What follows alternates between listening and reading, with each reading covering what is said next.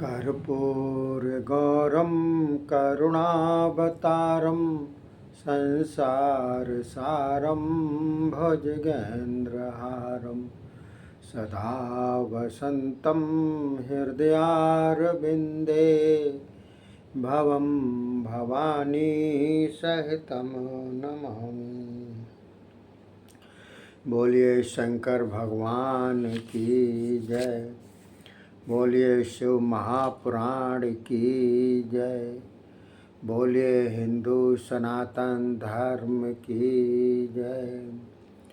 देखिए साथियों, यह शिव महापुराण का 31वां अध्याय चल रहा है, जिसके अंतर्गत शिव स्तोत्र निरूपण बतलाया गया है। उपमन्यु बोले, हे श्री कृष्ण जी, अब हम आपको वह पवित्र स्तोत्र सुनाते हैं जिसमें पंचावरण वर्णन है। सुनो। हे जगत के नाथ, प्रकृति के सुंदर नित्य चेतन स्वरूप सदा जय जयकार हो। हे सरल स्वभाव, पवित्र देहवान, अति पवित्र चरित्रवान, सर्वशक्ति संपन्न पुरुषोत्तम, जय जय हो। हे मंगल मूर्ति देवादिदेव, आपको प्रणाम हो। हे प्रभु, यह संपूर्ण विश्व आपके वश में है। आप कृपा करके अपने भक्तों की कामनाएं पूर्ण करें। हे जगत मातेश्वरी, आप हमारे मनोरथ पूर्ण करें। हे गणनायक जी तथा स्कंद भगवान, तुम दोनों शिव आज्ञा पालक हो। शिव ज्ञान रूप अमृत के पीने वाले हो। आप भक्त जनों की रक्षा करो। हे पांचों कलाओं से परिपूर्ण शिव, मेरी अभिलाषाएं पूर्ण करो। हे ब्रह्मन, सदा शिव के चरणारविंदों में भक्ति करने वाले, सदा शिव के परिश्रम मुख रूप भगवन, मेरी कामना पूर्ण करें। हे 8 प्रकार की शक्तियाँ, आप लोग भी शिव आज्ञा से हमारी कामनाएं पूर्ण करें। सातों लोकों की माताओं, परमेश्वर आज्ञा द्वारा ही आप प्रार्थना श्रवण करें। हे शंकर पुत्र देवों के विघ्न विनाशक विनायक, आप सभी विघ्न निवृत्त करें।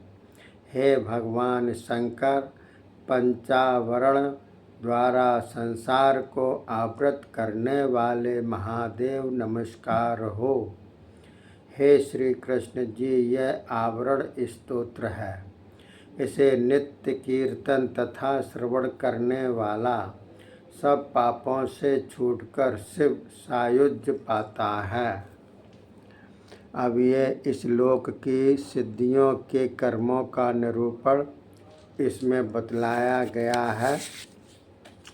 उपमन्यु बोले, हे श्री कृष्ण जी, अब मैं शिव भक्तों के लिए उन महान कर्मों का निरूपण करता हूँ जिनमें पूजन, हवन, जपन, दान, तप, व्यानादिकों के फल शीघ्र प्राप्त हो जाते हैं। सर्वप्रथम यंत्रों मंत्रों के अर्थ ज्ञान वाले मंत्र सिद्ध करें। इसमें यदि कोई बाधा पड़ने लगे तब इस कर्म में प्रवृत्त हों। यदि मंत्र सिद्धि से पहले बाधाओं के रोकने का उपाय पहले कर लिया जाए तो बहुत उत्तम है। यह शास्त्रानुसार है, इसके द्वारा अवश्य ही सिद्धि हो जाती है। यदि कर्म निष्फल हो जाए तो देव अपराध न जाने। सिद्धि प्राप्ति को ब्रह्मचर्य भी आवश्यक है।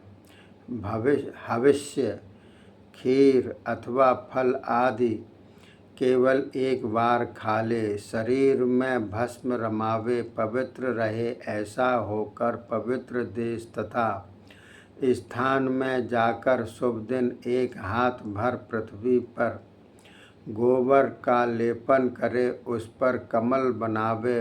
8 दलों वाला कमल हो, एक एक दल में 8 अणमादि सिद्धियों की कल्पना करे। उसमें सोने, स्फटिक अथवा रत्नों की शिवलिंग मूर्ति बनाकर स्थापित करें।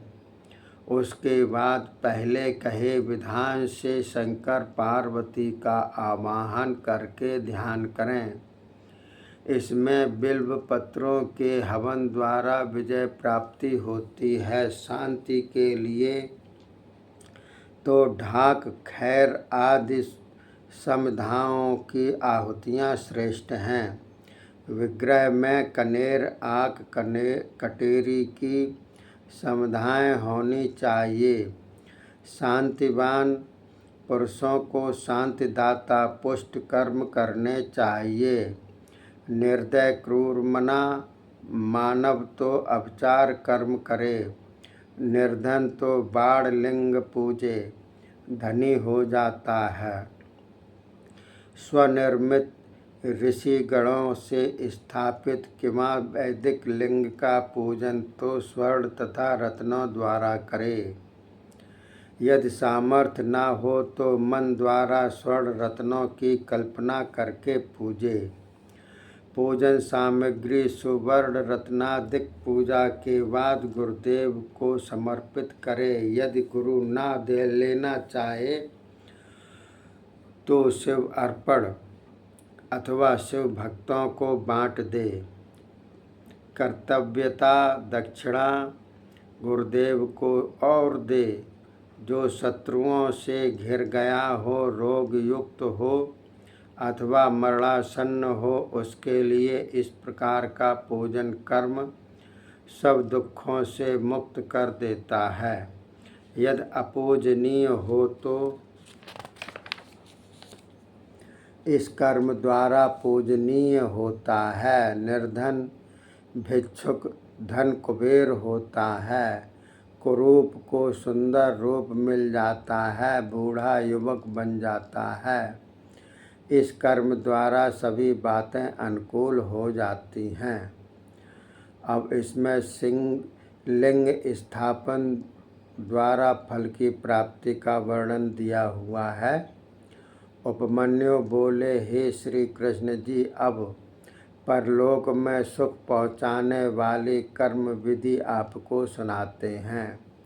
श्री महादेव जी तथा पार्वती जी को श्वेत चंदन के जल द्वारा स्नान करावे।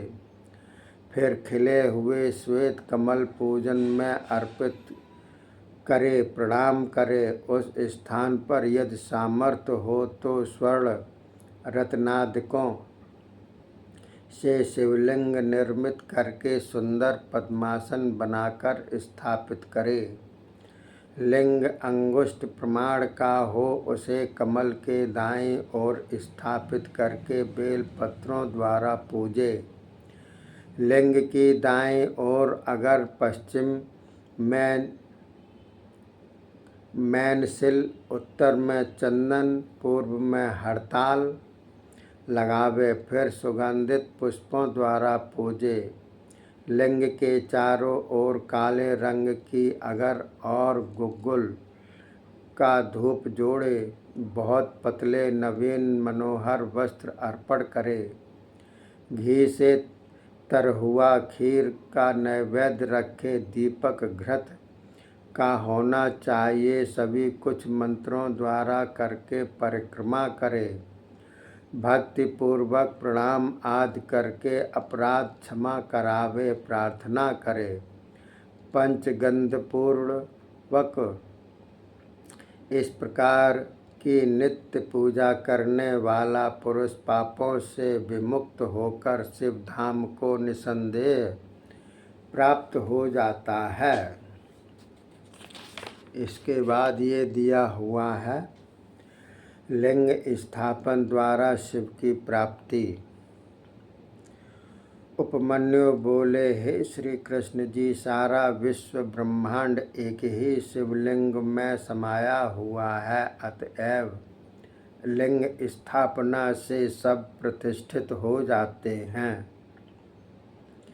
जब तक लिंग प्रतिष्ठा नहीं होती तब तक विष्णु ब्रह्मा आदि देवता अपने अपने पद पर स्थिर नहीं हो सकते। श्री कृष्ण जी बोले, हे महर्षि, लिंग क्या वस्तु है? श्री महादेव जी को लिंग क्यों कहा जाता है? उनमें लिंग किस प्रकार आ जाता है? लिंग में शिव पूजन क्यों होता है? इन सभी संशयों को कृपा करके निवृत्त करें। उपमन्यु बोले, हे श्री कृष्ण जी, सत्व रज तम इन तीन गुणों को उत्पन्न करने का कारण लिंग है। यह अनादि है, अनंत है, माया की मूल प्रकृति भी है। चराचर जगत इसी के द्वारा उत्पन्न होता है। शुद्ध अशुद्ध, शुद्धाशुद्ध, इन भेदों से यह तीन प्रकार का है।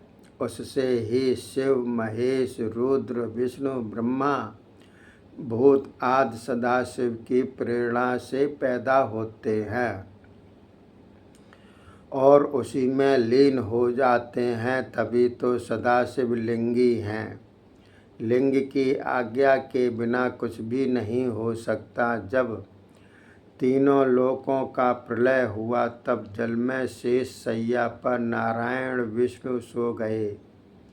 अचानक ही उनकी नाभि कमल से ब्रह्मा जी की उत्पत्ति हुई। ब्रह्मा जी शिव माया से मोहित होकर विष्णु से बोले, तू कौन है? बोलते बोलते एक हाथ का प्रहार भी कर दिया।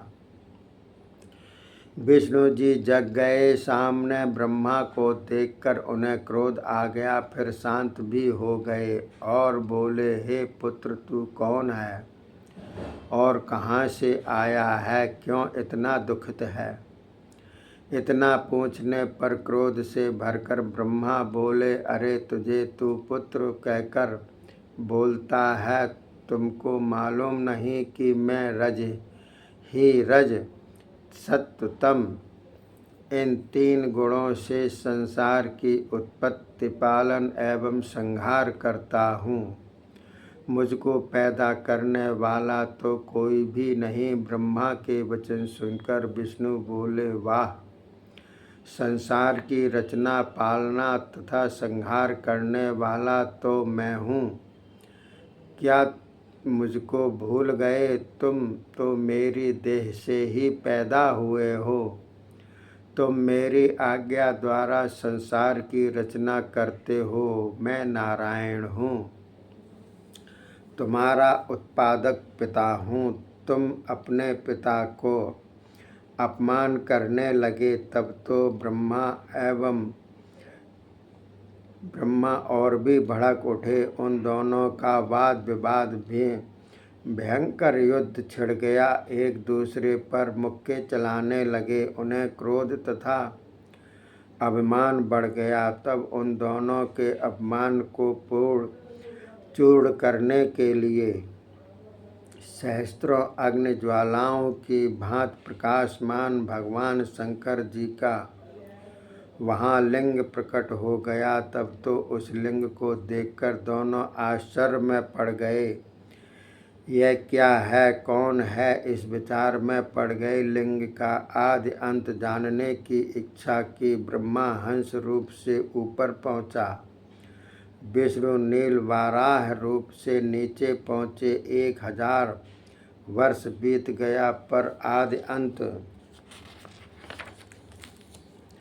का वे दोनों पता न पा सके। शिव माया ही ऐसी थी जिससे मोहित होकर अपना कर्तव्य अकर्तव्य भुला बैठे। इस प्रकार उस लिंग के आगे पीछे ऊपर नीचे भटकने लगे। आखिर दोनों सामने आए। फिर यही निश्चय किया कि यह आत्मा होगा। खड़े होकर प्रणाम करने लगे। बोलिए, शंकर भगवान की जय।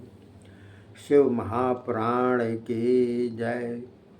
हिंदू सनातन धर्म की जय। अगला 35वां अध्याय है, जिसमें ब्रह्मा विष्णु दोनों का मोह होना और लिंग प्रतिष्ठा विधान का वर्णन किया गया है। तब तक के लिए धन्यवाद। जय हिंद, जय भारत।